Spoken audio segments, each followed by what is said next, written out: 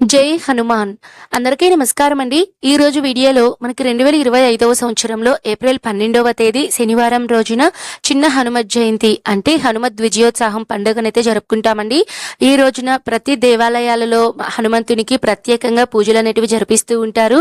ఇంట్లో కూడా మనము హనుమంతునికి పూజ అనేది చేసుకోవచ్చండి. ఇంట్లో ఎవరైతే హనుమంతునికి పూజ చెయ్యాలి అని అనుకుంటున్నారో మనకి పంచముఖ హనుమంతుడు ఫోటో అనేది ఉంటుందండి. ఆంజనేయ స్వామి ఫోటోని ఇంట్లోకి తెచ్చుకొని మీరు పూజ అనేది చేసుకోవచ్చు. పూజ అంతా అయిన తర్వాత మీరు ఆ ఫోటోని మీ ద్వారం గడప ఉంటుంది కదండి, గడపకు పైన కానివ్వండి లేదా గడపకు లోపల వైపు కానివ్వండి మీరు పెట్టుకోవచ్చు. పూజ రోజున ప్రత్యేకంగా ప్రతి ఒక్కరు కూడా తలస్నానం చేసుకొని ఇంటిని వాకిలిని శుభ్రం చేసుకోవాలండి. ఆల్రెడీ దేవుని పటాలు ఇవన్నీ మీరు శుభ్రం చేసుకొని ఉంటే చక్కగా మీరు పసుపు కుంకుమలన్నీ పెట్టుకొని ఈ రోజున ప్రత్యేకంగా హనుమంతుని ఫోటో తెచ్చుకుంటారు కాబట్టి హనుమంతుని ఫోటోకి గంధం కుంకుమ బొట్లు అనేటివి పెట్టుకోండి. మీకు పూజా రూమ్ లోనే కనుక ప్లేస్ ఉంటే అక్కడ మీరు పూజ చేసుకోవచ్చండి. లేదు అనుకున్న వాళ్ళు ఏదైనా ఒక పీట అనేది పెట్టుకొని పీట మీద స్వామివారి ఫోటో పెట్టుకొని పూజ చేసుకోవచ్చు. ఎప్పుడైనా సరే గుర్తు పెట్టుకోండి, ఆంజనేయ స్వామికి పూజ చేసేటప్పుడు తప్పకుండా పక్కన శ్రీరామచంద్రమూర్తి ఫోటో కనుక ఉంటే తప్పకుండా పెట్టుకొని పూజ చేసుకోవాలండి. ఎందుకంటే స్వామివారికి శ్రీరామచంద్రమూర్తి అంటే అంత ఇష్టం కాబట్టి మీరు ఎప్పుడు పూజ చేసినా సరే రామయ్యకు పూజ చేస్తే తప్పకుండా ఆంజనేయ స్వామి ఆశీస్సులు అనేటివి మీకు లభిస్తాయండి. ఈ రోజున ప్రత్యేకంగా హనుమాన్ చాలీసా అలానే హనుమాన్ దండకము అలానే మీరు ఈ రోజున పూజ చేసే వాళ్ళు ఏదైనా కొత్తగా రామాయణం స్టార్ట్ చేయడం కానివ్వండి, సుందరకాండ ఇలాంటివి చదవడం కానివ్వండి, ఇవన్నీ కూడా మీరు హనుమత్ జయంతి రోజునైతే చేసుకోవచ్చండి. ఈ రోజున నైవేద్యం అనేది ప్రత్యేకంగా వడపప్పు, పానకం, చలివిడి, పులుసన్నం ఇలాంటివి ఏదైనా సరే నైవేద్యం అనేది సమర్పించాలి. ఈ రోజున ప్రత్యేకంగా మనకి హనుమాన్ మాల అనేది వేస్తారండి. చైత్ర మాసంలో పౌర్ణమి రోజున అంటే ఏప్రిల్ 12వ తేదీ నుంచి మనకి వైశాఖ మాసంలో పెద్ద హనుమత్ జయంతి వస్తుందండి. వైశాఖ మాసంలో బహుళపక్షంలో దశమి తిథి రోజున బుధవారం రోజునైతే మనకి సరిగ్గా 41 రోజులైతే ఉంటుంది. ఈ 41 రోజులు మనము హనుమత్ మాల అనేది ధరిస్తారండి. ఈ మాల అనేది చాలా నియమాలతో కూడుకున్నదండి. బ్రహ్మచర్యం పాటించాలి, కఠినమైనటువంటి నియమాలు పాటించాలి. చాలా మంది ఈ మాలను 41 రోజులు అయితే వేయలేరండి. అలాంటి వాళ్ళు ఎప్పుడు వేసుకోవాలండి అంటే మీరు ఒకవేళ మాల ఒక 11 రోజులు కానివ్వండి, లేదు మీరు అర్ధమండలం అంటే 41 రోజులు సగం చేసి మే 22వ తేదీ అయితే వస్తుందండి. 22వ తేదీ నుంచి మీరు ముందు ఒక 11 రోజులు అట్లా మీరు లెక్కించుకొని అప్పుడు మీరు మాల వేసుకుంటే సరిపోతుందండి. ఈ హనుమత్ జయంతి రోజున అంటే ఏప్రిల్ 12వ తేదీని కూడా చాలా మంది హనుమాన్ మాల అనేది ధరిస్తూ ఉంటారు.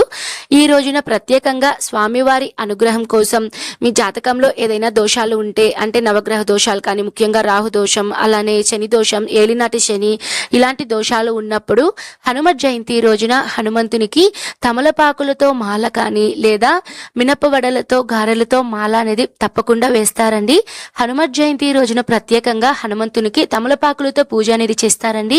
ఒకవేళ మీరు తమలపాకులతో మాల వేయలేని వాళ్ళు పర్లేదండి, ఒక 10 రూపాయలకి తమలపాకులు కొనుక్కొని వచ్చి దాని మీద మీరు కుదిరితే గంధంతో కానీ లేదా సింధూరంతో కానీ శ్రీరామ అని రాసుకొని మీరు స్వామివారి దగ్గర జై శ్రీరామ్ అని లేదా ఆంజనేయ స్వామి అయిన మహా అని ఈ తమలపాకులు ఎన్నైతే తెచ్చుకుంటారో బేసి సంఖ్యలో ఉండేలా చూసుకోండి. అంటే 3 తమలపాకులు, 9 తమలపాకులు, 11 తమలపాకులు అలానే మీరు 51, 108 ఇలాగా మీరు ఈ తమలపాకులతో స్వామివారికి అష్టోత్తరాలు అనేటివి పఠించవచ్చండి.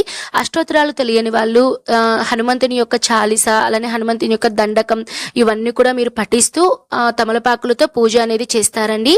ఒకవేళ మీకు తమలపాకులు ఎక్కువ కనుక ఉంటే స్వామివారి ఫోటోకి మీరు తమలపాకులతో మాల అనేది మీరు ప్రిపేర్ చేసుకోవచ్చు. మాల కూడా ఎలా చేయాలో ఇవన్నీ కూడా మన ఛానల్లో వీడియో అయితే ఉందండి. నేను మీకు సింపుల్ గా బ్రీఫ్ గా అయితే చెప్తాను. తమలపాకుల మీద మీరు తొడిమిలు అనేటివి లైట్ గా మీరు తీసేసి దాని మీద మీరు సింధూరంతో కానీ లేదా గంధంతో కానీ, నేనైతే ఇక్కడ సింధూరంతో అయితే నేను మాల అనేది చేస్తున్నానండి.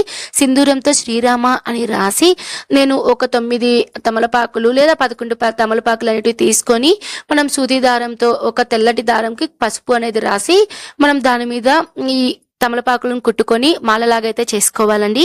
ఈ విధంగా అయితే స్వామివారికి తమలపాకులు మాల అనేది వేసుకోవాలి. అసలు ఈ మాల వేస్తే కలిగేటువంటి ప్రయోజనాలు ఏంటండి అంటే ఎవరైనా సరే తీవ్రమైనటువంటి అనారోగ్య సమస్యలతో ఉన్నప్పుడు లేదా మీకు ఏదైనా సరే డబ్బు సమస్య, ఆర్థిక సమస్య అనేది ఎక్కువగా ఉన్నప్పుడు ఈ తమలపాకుల మాల కనుక ఆంజనేయ స్వామి కనుక వేస్తే చాలా మంచిదండి. మీ యొక్క కష్టాలన్నీ కూడా తొందరగా తీరిపోతాయి అని అర్థము. స్వామివారికి 5 అనే సంఖ్య అంటే చాలా ఇష్టం అండి. హనుమత్ జయంతి రోజున ప్రతి ఒక్కరు కూడా మీ దగ్గరలో ఉండేటువంటి హనుమాన్ దేవాలయానికి వెళ్ళి 5 ప్రదక్షిణలు కానీ లేదా మీరు 9 ప్రదక్షిణలు కానీ చేస్తే తప్పకుండా మంచి ఫలితం అనేది ఉంటుందండి. ఎప్పుడు కూడా మీరు ఒక ఫలితం అనేది ఆశించకుండా స్వామివారి పూజలో నిండు భక్తితో మీరు పూజ అనేది చేస్తారు. తర్వాత స్వామివారికి మినప వడలతో మాల అనేది వేస్తూ ఉంటారండి. 9 వడలు కానీ లేదా 11 వడలు లేదా 21 వడలు ఇలా ఇన్ని వడలు అనేటివి చిన్న చిన్న సైజులో మాలలాగా కట్టుకొని మీరు స్వామివారికి అయితే మాల అనేది వేయచ్చండి. ఇలా మాల వేయడం వల్ల కూడా జాతకంలో ఏదైనా దోషాలు ఉన్నా కూడా పూర్తిగా తొలగిపోతాయి. మీరు స్వామివారి పూజలో చెప్పాను కదండి, పుష్పాలతో కానీ అక్షింతలు, ఎర్ర అక్షింతలతో పూజ అనేది చేయడానికి ప్రయత్నించండి. లేదు అనుకున్న వాళ్ళు మీ దగ్గర తమలపాకులు ఉంటే తమలపాకులతో ఆంజనేయ స్వామికి పూజ అనేది చేసుకోండి. పూజ అంతా అయిన తర్వాత స్వామివారికి నైవేద్యం ఇవన్నీ సమర్పించి మీ శక్తి కొలది మీరు టెంకాయ అనేది సమర్పించుకోవాలి. అంతా అయిన తర్వాత స్వామివారికి తాంబూలంగా మీరు ఏదైనా సరే సమర్పించాలండి. అంటే తమలపాకులు, ఆకు వక్క, అరటి పండ్లు వీటిల్ని స్వామివారికి తాంబూలంగా సమర్పించాలి. మీరు ఇంట్లో చేసినటువంటి నైవేద్యాన్ని ముందుగా మీ కుటుంబ సభ్యులందరికీ పంచి అలానే మీ ఇంటి చుట్టుపక్కల వాళ్ళకు కూడా నైవేద్యం అనేది పంచితే చాలా మంచిది. తర్వాత ఎవరైతే పూజ చేస్తున్నారో వాళ్ళు స్వీకరిస్తే చాలా మంచిదండి.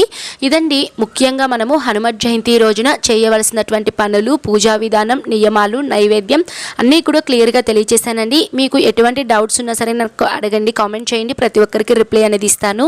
ఓకే అండి, మరో మంచి వీడియోతో మీ ముందైతే ఉంటాను. సర్వే జనః సుఖినో భవంతు. స్వస్తి.